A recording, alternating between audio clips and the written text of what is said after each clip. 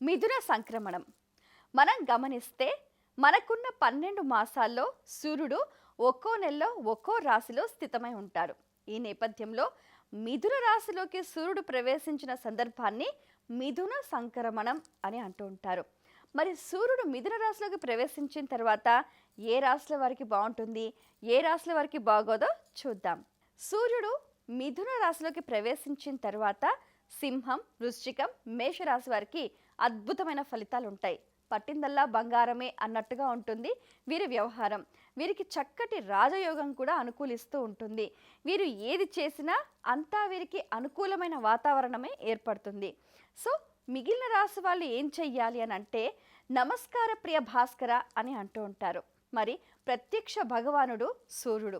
ఆ సూర్యుడికి ప్రీతిగా ప్రతినిత్యం కూడా సూర్య నమస్కారాలు చేసుకోవాలి. అలాగే ఆదివారాలు గోధుమ పిండితో చేసిన పదార్థాలని కుక్కకు నైవేద్యం పెట్టాలి. అలాగే గోధుమలు కూడా దానం చేయాలి. సూర్యగ్రహానికి సంబంధించి ఆ శ్లోకాల్ని జపం చేస్తూ ఉండాలి. మీరు ఆ సూర్యరశ్మిని, సూర్యకాంతిని కూడా తీసుకుంటున్నట్టుగా ధ్యానం చేసినా కూడా చక్కటి ఫలితాలు మీ సొంతమవుతాయి.